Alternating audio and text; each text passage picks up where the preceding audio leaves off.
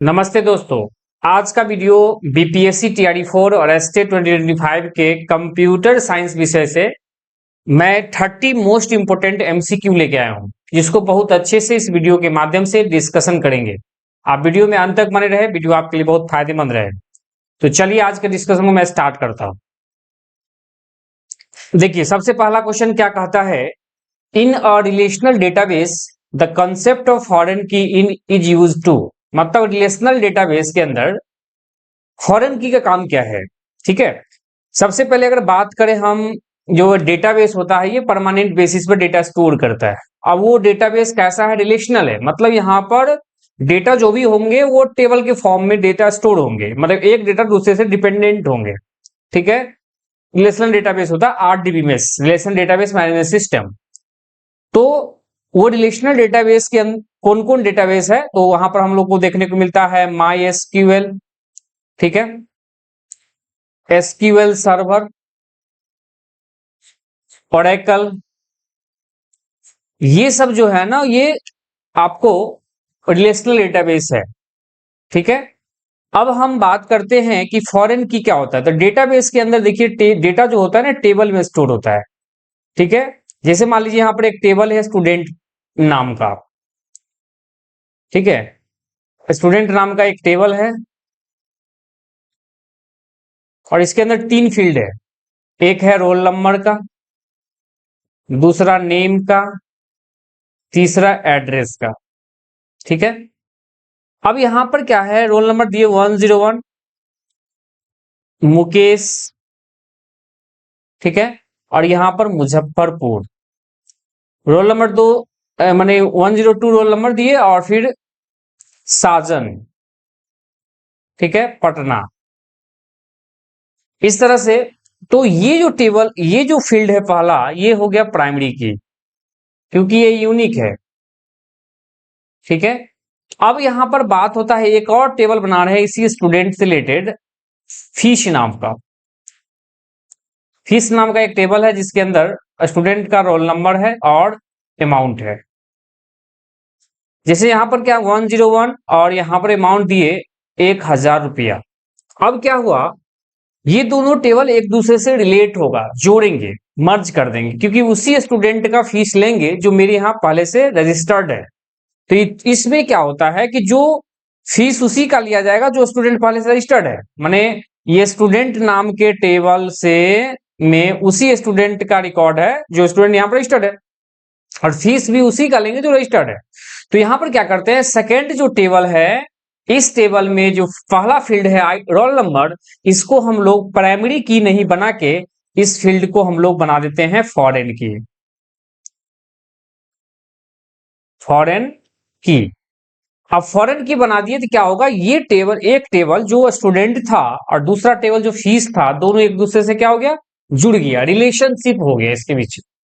ठीक है, अब दोनों टेबल एक दूसरे से मर्ज हो गया, मतलब जुड़ गया। अब जिससे कारण अगर हम उसी, मान लीजिए यहां पर हम 103 का फीस लेने जाएंगे 2000 रुपया, तो एरर दे देगा, बोलेगा क्या कि ये जो रोल नंबर है ये फॉरेन की है और 103 जो मतलब रोल नंबर है वो इस स्टूडेंट नाम के टेबल में रजिस्टर्ड नहीं है, ये चीज देगा। ठीक है, फॉरेन की यही होता है। तो अब आप इसका आंसर लगा सकते हैं कि फॉरेन की का यूज किस लिए करते हैं।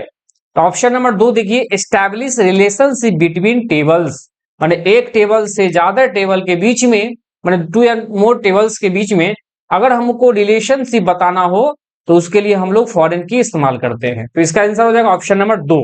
उम्मीद करते हैं आप समझ गए। आगे बढ़िए, अगला क्वेश्चन है question number 2, in C plus plus the keyword virtual use for. देखिए, वर्चुअल सी प्लस प्लस जो एक प्रोग्रामिंग लैंग्वेज है, इसके अंदर जो वर्चुअल कीवर्ड है, वर्चुअल कीवर्ड है, ये क्या है। वर्चुअल कीवर्ड जो होता है, पहले सबसे पहले समझिए कीवर्ड क्या होता है। कि प्रोग्रामिंग के अंदर कीवर्ड एक स्पेशल वर्ड होता है जिसका कुछ डेफिनेशन, मीनिंग पहले से प्री डिफाइंड होता है, और जो भी कीवर्ड हो तो स्मॉल लेटर में लिखा जाता है, पहला बात। दूसरा, वर्चुअल कीवर्ड क्या होता है कि अगर हम किसी फंक्शन के साथ अगर वर्चुअल कीवर्ड लगा देंगे तो वो फंक्शन वर्चुअल फंक्शन बन जाएगा।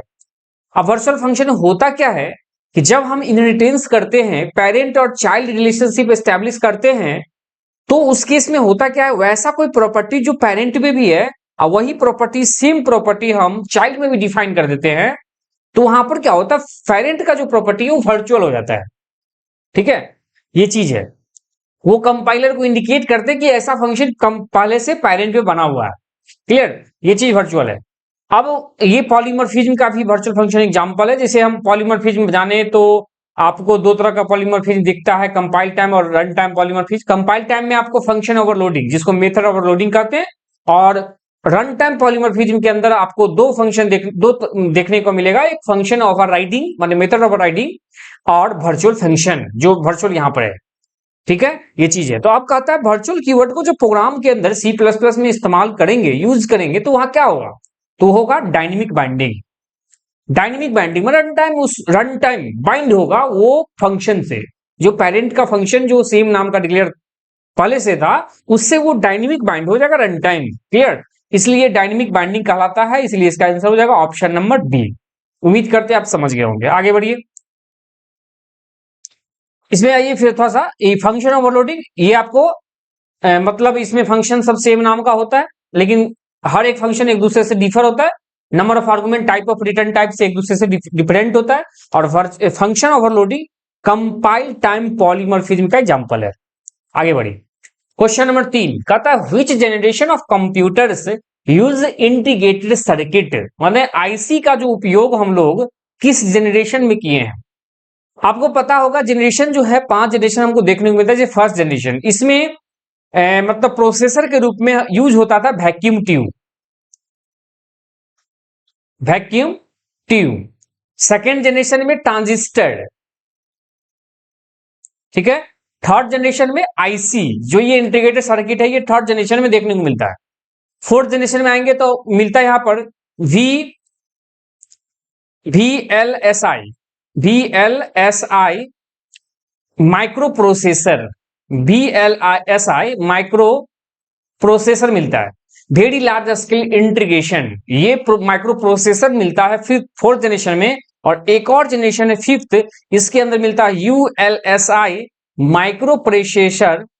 माइक्रो प्रोसेसर या आर्टिफिशियल इंटेलिजेंस। ये जो ULSI क्या है, इसका फुल फॉर्म होता है अल्ट्रा लार्ज स्केल इंटीग्रेशन। ठीक है, अल्ट्रा लार्ज स्केल इंटीग्रेशन। ठीक है, याद रखिएगा। तो ये 5 जनरेशन है, और ये जनरेशन आपको हम हर एक जनरेशन में क्या क्या यूज होता था वो बता दिए, लेकिन इसका आंसर क्या हो जाएगा, ऑप्शन नंबर सी। आगे बढ़िए, क्वेश्चन नंबर 4 कहता है in C programming which header file is required for printf, माने प्रिंटफ जो फंक्शन है इसका यूज करते हैं आउटपुट देखने के लिए।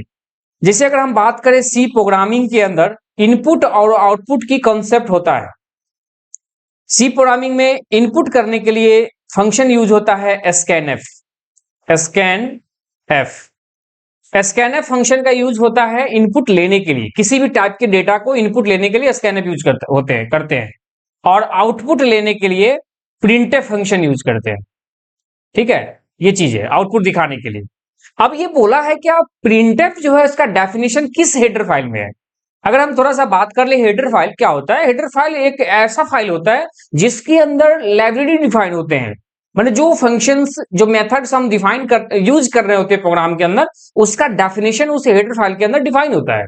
ठीक है, और हेडर फाइल का एक्सटेंशन होता है .h। जो भी फाइल होंगे हेडर फाइल का, वो उसका एक पहचान है, .h उसका एक्सटेंशन होगा। तो अब हमसे पूछा है कि प्रिंटफ और स्कैनफ जो ये फंक्शन है ये किस हेडर फाइल में देखने को मिलता है, तो वो देखने को मिलता है stdio.h, stdio.h। std का मतलब स्टैंडर्ड, और आई माने इनपुट, ओ माने आउटपुट, माने इनपुट और आउटपुट रिलेटेड जो भी सी प्रोग्रामिंग में टास्क होंगे, जो भी फंक्शंस होंगे, वो सब stdio.h के अंदर देखने को मिलता है, जैसे स्कैनर, प्रिंटफ, ये सब। तो उम्मीद करते हैं आप समझ गए होंगे। इसका जवाब हो जाएगा ऑप्शन नंबर सी। ठीक है, अब यहां पर बात करिए math.h। अगर मैथमेटिकल जो फंक्शंस होते जैसे SQRT, स्क्वायर रूट निकालने के लिए ये फंक्शन देखने को मिलता है। रूट, ये स्क्वायर रूट निकालने के लिए हम लोग जो फंक्शन यूज करते हैं उसका डेफिनेशन math.h के अंदर होता है। पाई का डेफिनेशन math.h के अंदर होता है।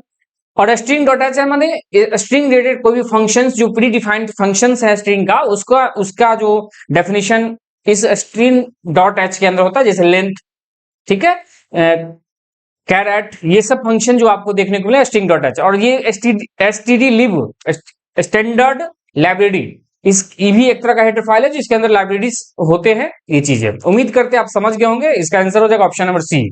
आगे बढ़िए, अगला क्वेश्चन है question number 5। In SQL which clause use to filter row. अगर हमको रो को फिल्टर करना है, मतलब देखिए एसक्यूएल की जिसे ही बात आया तो हमको टेबल याद होना चाहिए, क्योंकि डेटाबेस के अंदर जो डेटा होता है टेबल में होता है। डेटाबेस के टेबल पर किसी तरह की भी ऑपरेशन करना हो तो उसके लिए हम लोग को एसक्यूएल लैंग्वेज को समझना पड़ता है, एसक्यूएल लैंग्वेज का यूज करना पड़ता है। ठीक है, जैसे मान लीजिए एक स्टूडेंट नाम का टेबल है 101 ABC पटना, 102 BCD दिल्ली। अब ये टेबल हो गया। इसमें कहता है कि रो को अगर फिल्टर करना है, फिल्टर का मतलब ये हो गया कि इसमें से हमको वही डेटा चाहिए जो पटना का है। मान लीजिए उसी स्टूडेंट का रिकॉर्ड चाहिए जो पटना का, तो इस तरह से फिल्टर की बात आएगा तो वहां पर हम लोग वेयर क्लोज यूज करते हैं। जैसे कैसे लिखेंगे, एग्जाम्पल देख लीजिए, आपको एग्जाम्पल के साथ मैं बता रहा हूं। देखिए हमको वही स्टूडेंट का रिकॉर्ड चाहिए जो पटना का है, तो लिखेंगे सेलेक्ट, सब रिकॉर्ड देखना है, जैसे उसका नाम देखना है, मान लीजिए सेलेक्ट, जिसको देखना है वो लिख दिए, नेम कहां से देखना है, फ्रॉम, किस टेबल से देखना है, स्टूडेंट नाम के टेबल से। फिर आप क्या फिल्टर करेंगे, हम पटना का रिकॉर्ड देखना है। अभी इतना से क्या होगा, सारा रिकॉर्ड दिखा दे, मतलब जितना भी डेटाबेस में टेबल के अंदर जितने भी स्टूडेंट होंगे सबका दिखा देगा नेम। लेकिन हमको चाहिए सिर्फ फिल्टर करते, लिखेंगे वेयर, आगे लिखेंगे एड्रेस, वेयर के बाद हम लिखेंगे एड्रेस। देखिए वेयर के बाद लिखेंगे एड्रेस इजकल टू पटना। ठीक है, अब क्या हुआ, वेयर के थ्रू क्या हुआ कि हम उसको फिल्टर कर दिए कि आप चाहिए क्या वही दिखाएगा। ये चीज है, उम्मीद करते हैं आप समझ गए होंगे। ऑर्डर वाइज क्या होता है, माने असेंडिंग ऑर्डर, डिसेंडिंग ऑर्डर, अगर हमको इस तरह का देखना हो फिर ऑर्डर वाइज करेंगे। ठीक है, हैविंग क्लॉज होता है, ये भी इसके बारे में आगे बताएंगे, आगे क्वेश्चन लेके आए बताएंगे।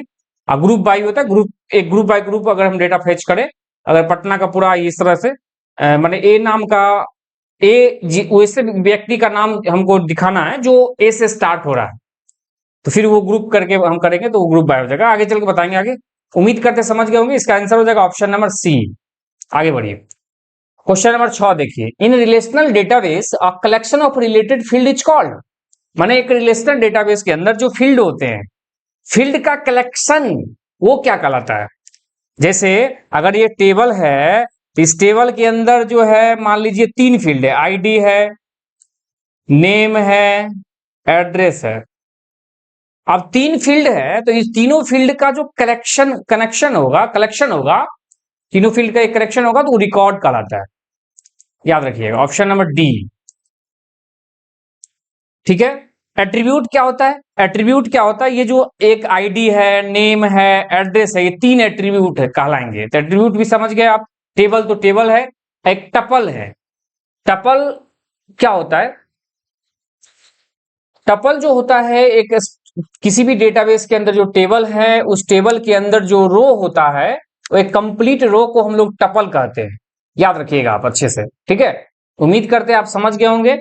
इसका आंसर हो जाएगा ऑप्शन नंबर डी। आगे बढ़िए, क्वेश्चन नंबर 7 है, which number system is used by computers to process data. माने इनमें से किस नंबर सिस्टम का यूज करके कंप्यूटर जो है प्रोसेस करता है डेटा का। तो बाइनरी आप जान रहे होंगे, बाइनरी 0 और 1, बाइनरी 0 और 1 मशीन कोड है, यही समझता है, इसलिए इसका आंसर हो जाएगा ऑप्शन नंबर बी। अब थोड़ा सा हम नंबर सिस्टम की बात आई है तो थोड़ा चर्चा कर ले कि हेक्साडेसिमल नंबर है ना, इसका जो बेस होता है 16 होता है। ऑक्टल होता है, इसका जो बेस होता है वो 8 होता है। और डेसिमल जो है इसका बेस जो है वो डेसिमल का बेस होता है 10, और बाइनरी का बेस जो है ये तो पते है 2 है, 2 होता है। क्लियर, ये चीज है, इस बेस को याद रखेंगे। जैसे हेक्सा है तो 16 बेस है, मतलब 0 से लेकर 9 तक, और ABCD से लेकर F तक, इस तरह से होता है। उम्मीद करते हैं आप समझ गए होंगे क्वेश्चन। आगे बढ़िए, अगला question, question number 8। In DBMS the command roll back is used. देखिए, रोल बैक, पीछे आना। तो पीछे कैसे आते हैं आप जानते हैं? अंडू, अंडू चेंजेस, माने अंडू का मतलब एक कदम पीछे आना। सिंपल, उससे हम कंपेयर कर लेंगे। इसका जवाब ऑप्शन नंबर बी हो जाएगा। रोलबैक जो है DBMS के SQL का कमांड है, और उसके थ्रू हम करते हैं। डेटाबेस से टेबल को डिलीट करना हो तो ड्रॉप कमांड लगाएंगे। ड्रॉप कमांड याद रखिएगा। कमिट ट्रांजेक्शन, ये आपको TCL का पार्ट है, ठीक है। और सेव चेंजेस परमानेंटली नहीं है। इसका आंसर हो जाएगा ऑप्शन नंबर बी। आगे बढ़िए, question number 9। The process of loading the operating system into main memory at a startup is called। माने जब कंप्यूटर को हम स्टार्ट करते हैं तो जो ऑपरेटिंग सिस्टम माने सेकेंडरी स्टोरेज डिवाइस से उठ के मेन मेमोरी में मेन मेमोरी में लोड होता है, मेन मेमोरी में लोड होता है, इस प्रोसेस को क्या बोलते हैं? बूटिंग बोलते हैं। सिंपल जानिए, कंप्यूटर को स्टार्ट करना बूटिंग कहलाता है। बूटिंग के प्रोसेस में होगा क्या, जो ऑपरेटिंग सिस्टम है लोड होता है रैम के अंदर, और कंप्यूटर को बंद करना शट डाउन कहलाता है। कंपाइलिंग क्या होता है? माने हाई लेवल लैंग्वेज को मशीन लेवल लैंग्वेज में कन्वर्ट कर देंगे, वो कंपाइलिंग है। कंपाइलर करता है कंपाइलिंग का काम। लिंकिंग, माने एक फाइल को दूसरे फाइल से जब हम लिंक करते हैं वही लिंकिंग हो गया। सपोर्टिंग फाइल कर सकते हैं। और पेजिंग क्यों करते हैं? पेजिंग माने कोड करते हैं, जिससे हम जितने भी पेजेस होते हैं वो उसको हम एक्सेस कर लेते हैं। उम्मीद करते हैं आप समझ गए होंगे। इसका क्वेश्चन का जवाब हो जाएगा ऑप्शन नंबर बी। आगे बढ़िए, क्वेश्चन नंबर 10 देखिए, कहता है which logic gate gives output 1 only when both input are 1। माने अगर दोनों इनपुट 1 होगा तभी 1 देगा। ये कैसा है गेट? तो आप पता होगा एंड गेट के बारे में। एंड गेट क्या होता है इसके बारे में थोड़ा समझ लीजिए। अगर एंड गेट में ए और बी, ये एंड गेट ये होता है। इसमें क्या होता है कि अगर दोनों कंडीशन ट्रू होगा तो रिजल्ट ट्रू देगा। मतलब हम लोग जानते हैं कि 0 को फॉल्स बोलते हैं या ऑफ बोलते हैं, 1 को ट्रू बोलते हैं या ऑन बोलते हैं। तो अगर हमने बोला एंड गेट के बारे में कि दोनों कंडीशन ट्रू होगा, बोथ कंडीशन आर ट्रू, माने all condition are true, the result will be true. माने सभी कंडीशन अगर 1 1 1 है तो रिजल्ट भी 1 ही देगा, अदरवाइज 0 देगा। ठीक है, वही तो पूछा है। केवल 1 देगा जब इनपुट 1 होगा। तो इसका आंसर हो जाएगा option number B, AND gate. उम्मीद करते हैं आप समझ गए होंगे। नैंड गेट क्या होता है? ये and gate plus NOT gate को जोड़ देंगे तो नैंड गेट बनता है, ठीक है। और गेट में क्या होता है? एटलीस्ट एक भी कंडीशन ट्रू होगा रिजल्ट ट्रू देगा। माने एटलीस्ट एक भी 1 आएगा तो रिजल्ट 1 ही आएगा। अगर दोनों कंडीशन फॉल्स हो गया तो रिजल्ट फॉल्स आएगा। एक्सऑर गेट क्या होता है? एक होता है एक्सऑर, एक्सनॉर, इस तरह से एक्सऑर गेट होता है, माने और गेट, ठीक है। एक्सऑर गेट का मतलब सेम टाइप का इनपुट होगा तो फिर वो रिजल्ट 0 देगा, अदरवाइज फॉल्स। इस तरह से है एक्सऑर गेट। एक्सनॉर भी है, ठीक है। ये सब गेट है। नैंड गेट है, नॉर गेट भी आगे होता है। नॉर गेट में OR gate plus NOT gate. और एक्सऑर में मैंने बताया कि both condition are same, both condition are same, result will be true, otherwise false. इस तरह से है। उम्मीद करते हैं आप समझ गए। हम आगे बढ़िए, question number 11। In C which operator use to allocate memory dynamically. माने इनमें से किस ऑपरेटर का यूज हम लोग मेमोरी को डायनेमिकली एलोकेट करते हैं? तो एमएलॉक फंक्शन है, सीएलॉक फंक्शन है। ऑप्शन नंबर हो जाएगा डी, बोथ ए और सी। आगे बढ़िए, क्वेश्चन नंबर 12 कहता है which of the following is used to protect a computer from unauthorised access. अगर अनऑथराइज्ड एक्सेस है, परमिशन नहीं दिए हैं, तब कोई एक्सेस करना चाहता है तो उसको रोकता कौन है? तो उसको रोकता है आपको फायरवॉल, ठीक है। ये फायरवॉल ऑपरेटिंग सिस्टम के साथ, ओएस के साथ इंक्लूड होता है, इनबिल्ड होता है। और जब भी हम किसी भी अनऑथराइज एक्सेस होता है उस सिस्टम के अंदर, कंप्यूटर के अंदर, तो रोकता है ऑपरेटिंग सिस्टम का फायरवॉल, कि आप परमिशन को प्रोटेक्ट करता है, बचा रखता है। अब यहां देखिए, कंपाइलर जो होता है ये ट्रांसलेटर है। इसको हम लोग कंपाइलर इजकल टू ट्रांसलेटर भी बोलते हैं इसको। राउटर ये जो है नेटवर्क लेयर में काम करता है, याद रखिएगा। राउटर ये डिफरेंट नेटवर्क को जोड़ने का काम करता है। स्विच जो है ये मल्टीपुल नेटवर्क के अंदर मल्टीपुल डिवाइसेस को आपस में कनेक्ट करके काम करवाता है। और हब और स्विच दो तरह का, दोनों सेम होता है और दोनों जो है आपको डेटा लिंक लेयर के अंदर दिखता है।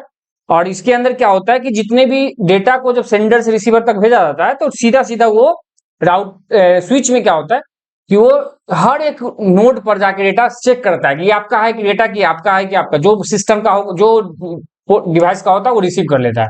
माने एक डिवाइस, ये डेटा किसी और का है लेकिन उसके बदले उसके डिवाइस से जितने भी कंपोनेंट कंप्यूटर जुड़े हैं सब पर डिस्टरबेंस होता है। लेकिन यही हब होगा तो वो जिसका डेटा होगा सिर्फ उसी के मतलब नोड, उसी के नोड पे भेजेगा। सिंपल, यही हब और स्विच में थोड़ा सा अंतर है। अब बात बाकी आप समझ रहे हैं, उम्मीद करते समझ गए होंगे। इस क्वेश्चन का जवाब ऑप्शन नंबर ए। आगे बढ़िए, अगला क्वेश्चन देखिए।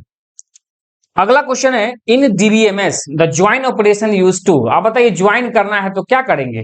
कंबाइन करेंगे रो को टू और मोर टेबल के बीच में, माने एक और एक से ज्यादा, दो या दो से ज्यादा टेबल को में से किसी रो को अगर हम कंबाइन करके देखना चाहते हैं तो वहां पर रो माने ज्वाइन जो ऑपरेशन है एसक्यूएल का वो काम करता है। उम्मीद करते समझ गए होंगे, ऑप्शन नंबर बी होगा। अपडेट करना रिकॉर्ड को, अगर अपडेट डिलीट करना डेटा को तो डिलीट कमांड लगाएंगे। पहले देख लीजिए इसको, डिलीट कमांड दिया हुआ है। डेटा को इंसर्ट करना है तो इंसर्ट कमांड लगाएंगे, ठीक है। और अपडेट करना है रिकॉर्ड को तो अपडेट करने के लिए यहां पर अगर टेबल को अपडेट करना हो तो अल्टर कमांड लगाएंगे, ठीक है। और अपडेट डेटा को करना है तो अपडेट कमांड है, याद रखिएगा। अगर अपडेट माने अपडेट कमांड भी है वो, ठीक है। उम्मीद करते हैं आप समझ गए होंगे। इस आगे बढ़िए, क्वेश्चन नंबर 15। इन कंप्यूटर नेटवर्क पीओपी पीओपी का मतलब पोस्ट ऑफिस प्रोटोकॉल का version 3 is mainly used. Pop 3 क्या है? तो ये क्या करता है? पोस्ट ऑफिस प्रोटोकॉल है तो ये रिसीव करता है, जो भी ईमेल होता है उसको रिसीव करता है, याद रखिएगा। रिसीव करने का काम करता है। एक पोस्ट ऑफिस है, पोस्ट ऑफिस क्या होता है? लेटर सारा रिसीव होता है, तो उसी तरह का ये चीज है, समझ सकते हैं।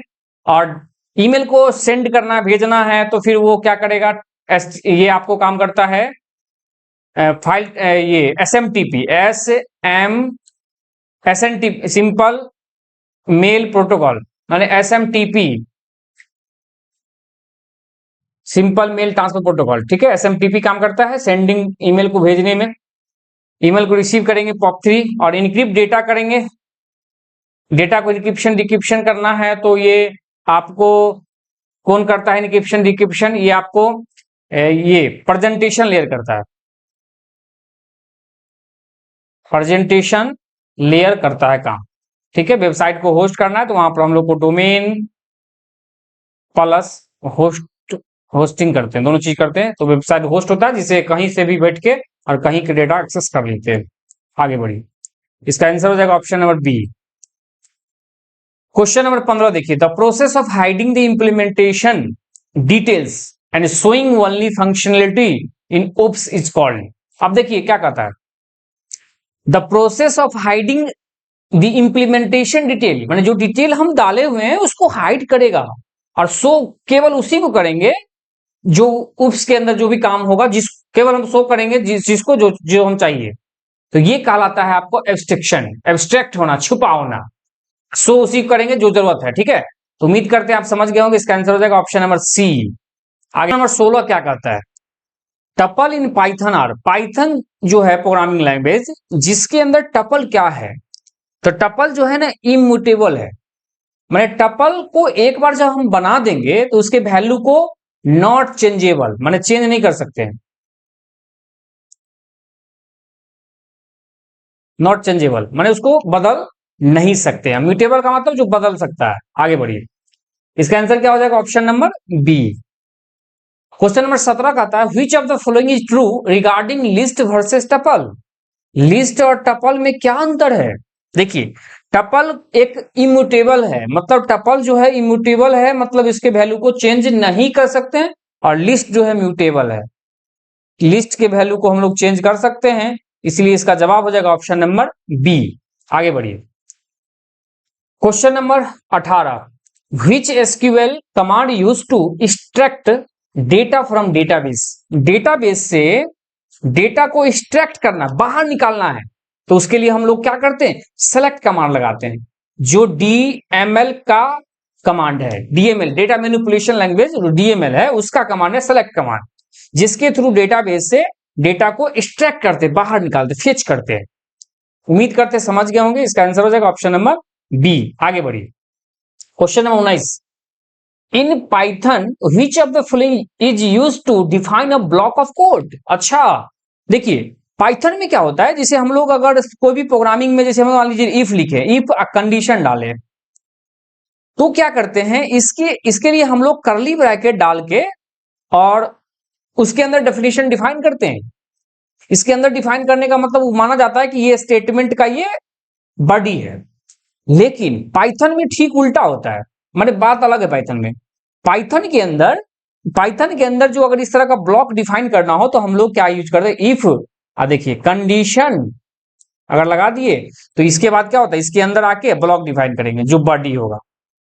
माने इतना सारा स्पेस छोड़ के हम जो भी थोड़ा सा स्पेस छोड़ के हम देते हैं, इसको बोलते हैं इंडिनेशन। ठीक है, इंडिनेशन इसको बोलते हैं, और ये बहुत बीबीआई बात है। ऑप्शन नंबर सी हो जाएगा। ये क्या समझे आप इंडिनेशन का बात, थोड़ा सा और क्लियर कर दे मैं। जैसे अगर हम कोई स्टेटमेंट लिखते हैं तो उस स्टेटमेंट से का जो बॉडी देना चाहते हैं, तो वहां पर कर्ली ब्रैकेट न देके थोड़ा सा स्पेस देके तब उसका बॉडी लिखते हैं, तो उसके अंदर का डेफिनेशन माना जाता है, जिसको इंडिनेशन कहते हैं। उम्मीद करते हैं आप समझ गए होंगे। आगे बढ़िए, question number 20, which programming language is mainly used for AI and machine learning. अगर आर्टिफिशियल इंटेलिजेंस, एआई और मशीन लर्निंग का जो कोड करना हो तो किस प्रोग्रामिंग लैंग्वेज का यूज करना पड़ेगा, तो वो है पाइथन। ठीक है, ये पाइथन के अंदर हम लोग एआई और मशीन मतलब लर्निंग का प्रोग्राम को करते हैं, कोड करते हैं। इसका आंसर हो जाएगा option number B. Question number 21 देखिए, which keyword used to inherit a class in Java. Java के अंदर कोई क्लास को इनहेरिट करना है, जैसे मान लीजिए जावा के अंदर क्लास ABC बनाए, इस क्लास के अंदर जो भी बॉडी है, और एक दूसरा क्लास बनाए BCD नाम के, और उसमें इस क्लास को हम लोग जोड़ेंगे, तो उसके लिए हम लोग क्या करते हैं, एक्सटेंड्स कीवर्ड लगाते हैं। जावा में, C++ में फिर अलग है, वहां पर क्लोन देके पब्लिक और फिर सुपर क्लास का नाम लिखते हैं, लेकिन यहां पर एक्सटेंड नाम का कीवर्ड लगाते हैं। एक्सटेंड ABC लिख दिए, एक्सटेंड ABC लिख दिए, तो क्या हुआ, ये क्लास इस क्लास के अंदर इनहेरिट हो गया। क्लियर, तो इस आंसर हो जाएगा एक्सटेंड्स, ऑप्शन नंबर बी। आगे बढ़िए, क्वेश्चन नंबर 22 कहता है, which keyword used to prevent a method from being overridden. मतलब कहता है कि प्रिवेंट माने रोकना होता है, किस मेथड को ओवरराइड करने से रोक सकता है। अगर कोई मेथड फंक्शन फाइनल है तो उसको फिर हम इनहेरिट करेंगे किसी दूसरे क्लास के अंदर, उस क्लास में इनहेरिट करेंगे उस फंक्शन को। ठीक है, तो फिर क्या होगा, उस फंक्शन को हम राइट नहीं कर सकते। अगर एक क्लास को दूसरे क्लास में इनहेरिट किए और पहला वाला क्लास जो पेरेंट क्लास है उसके अंदर जो कोई प्रॉपर्टी या जो उसके अंदर मेथड है वो फाइनल है, तो फिर उसको ओवर राइट नहीं कर सकते, मैंने फिर से उस नाम से डिक्लेयर कर नहीं सकते क्योंकि वो फाइनल है। उम्मीद करते हैं समझ गए होंगे। इसका आंसर हो जाएगा ऑप्शन नंबर ए। आगे बढ़िए, question number 27, which package use is automatically imported in every Java program. माने जावा के प्रोग्राम के अंदर इंपोर्ट हो जाता है ऑटोमेटिक, कौन सा पैकेज है, तो उसका नाम है java.lang, LANG।